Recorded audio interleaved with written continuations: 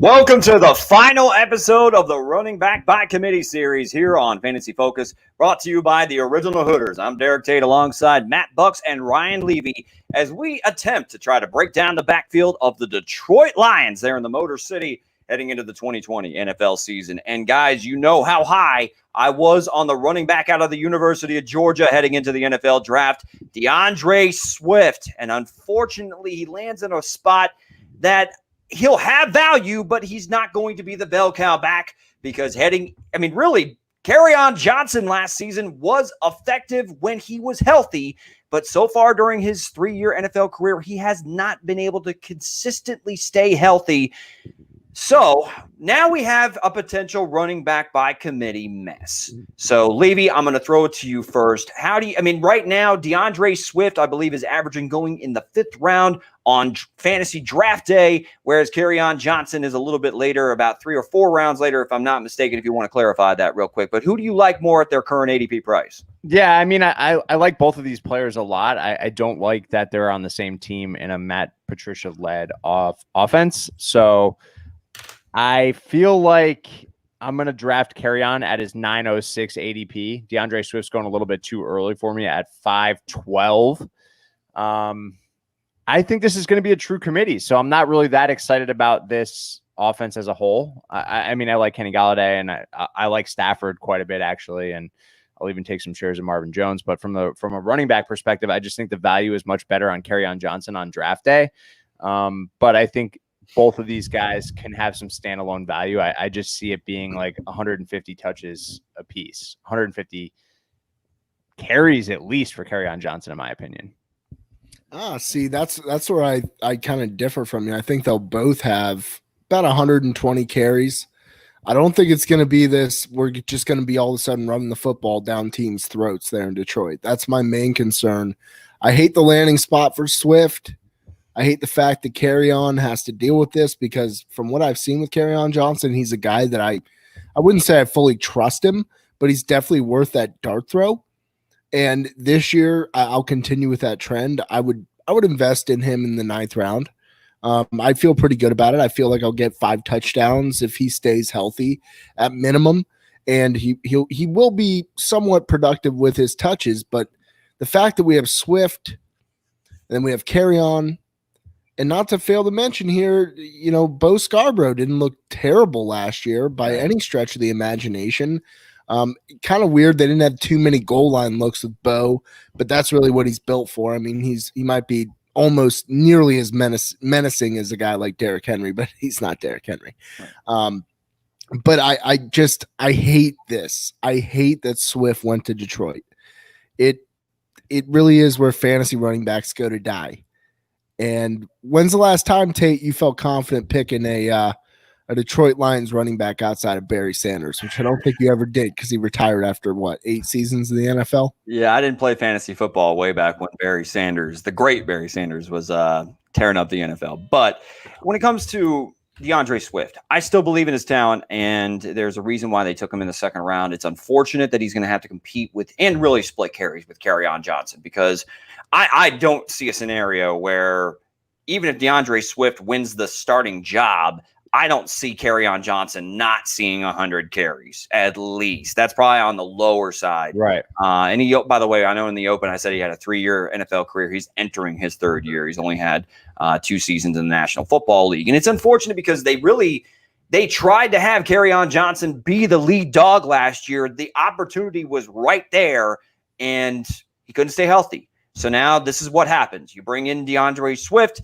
and Swift is the one thing I like about Swift and why I think he should be the first Lions running back drafted is because of what he can do in the passing attack. Yes. Deandre Swift was underutilized in that role at the University of Georgia, and he can straight break people off running routes and in the open field. He will be productive.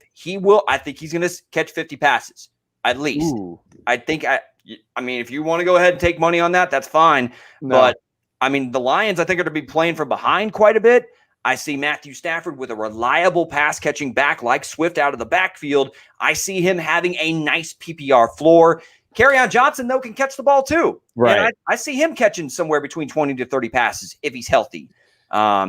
It's going to be a 50-50 split, though. The better draft day buy, in my opinion, is still Kerryon Johnson, though. And I think he's going a little bit too late for my liking. I actually would take him in the 7th round if he's going like the late 8th, 9th round. I feel confident that he's going to return on that type of investment. Two things I want to point out in the midst of the SFBX Scott Fishbowl draft right now. I just took Kerryon Johnson in the 12th round. So I was feeling pretty happy about that. And I was going to set the over-under at catches on Swift or Swift for 49.5, Tater. And you said 50. So we're right on the same mind track there with Deandre Swift. Kyle said here, McKissick only saw 42 targets last year. How many targets do you think for Swifty? 80. I think he gets around 80 targets in the passing game. Again, I think the Lions are going to be playing from behind quite a bit, man. Their defense, I know they took Okudah out of Ohio State, but I mean, this defense is still going to have a lot of issues, man. So I personally sign me up for Matthew Stafford, the pass catching options in Kenny Golladay and Marvin Jones. Jones is going, ridiculously undervalued. But point being, Swift is going to have a nice pass catching floor. That's why he should go first in PPR formats. But make no mistake, this is going to be like a 50-50 split. And Kerryon Johnson is still a very good running back when healthy. Boys, I stand corrected here. Barry Sanders played 10 years. I'm actually just perplexed by his statistics year over year. I mean, dude, we need a new Barry Sanders, man. We really do. Kerryon Johnson or Marlon Mac? I offloaded both of those guys in a dynasty league, and I'll go Kerryon. Just had to remind me there, Tate. I own both of those guys, so that is the shit end of the stick, if you will, Mr. Tate. If you're so, I'm going to go ahead and go with Marlon Mac.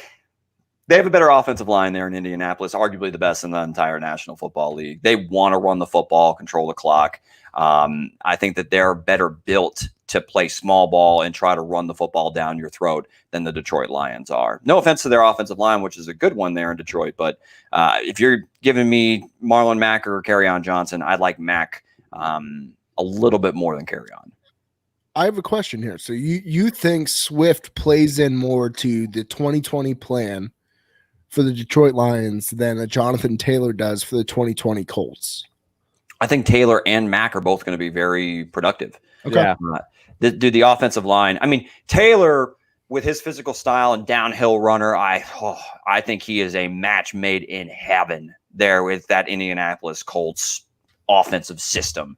But Mac is still Mac is explosive. He is. And if you can keep him healthy, he'll still be productive and efficient. It's just, instead of seeing those games where he had like 20 plus carries, I don't think he has one game where he sees 20 plus carries this year. I think it's a split, but Taylor's on the front end of that split. Yeah, I'm going to go with Marlon Mac over Kerryon as well. I'm on board with that. Yeah, I'm going to Kerryon there. Okay. I mean, do any of you have a reason why? I would love to hear. I love Jonathan Taylor. I just love the guy, man. And I really think that Mac has frustrated the front office there. And it's the JT show now, brother. He's going to be out there just crushing. Yeah, Tate, I'm with you in that the line is great there in Indy, and I think both of these guys are going to eat, and they're going to run the ball a lot. They don't want Phillip Rivers to be losing them games. So, I'm going to take both Indy backs there over both Detroit backs this year. I just want to tip my hat to Kyle for the 50 for Swifty. 50 for Swifty. Like hashtag 50 for Swifty. Right. Want 50 receptions out of that Detroit backfield. That could happen. That could happen. It could definitely happen. I think it will happen for your boy Deandre Swift. But go ahead and sound off in the comments. Guys, that'll do it for the Running Back by Committee series here on Fantasy Focus. It's always one of my favorite times of the year. I mean, let's like old Ash Ketchum from Pokemon, the old hat twist before you throw the Pokeball. You guys don't even know what the hell I'm talking about. No, I don't, Derek. Nerd. Yeah, definitely big time nerd. But guys, go ahead and sound off in the comments. Let us know your thoughts on the Detroit backfield. Who's the better back to own or draft on draft day? Is it Kerryon Johnson or Deandre Swift or even Bo Scarborough? Let us know down in the comments. Again, if this is your first time coming across our channel, go ahead and hit that subscribe button as well as the little bell. That also lets you know when we drop other videos here on Fantasy Focus as we head into the fantasy football season for 2020. Until next time, guys. Later, says the Tater. Goodbye, Derek. See ya. Forever.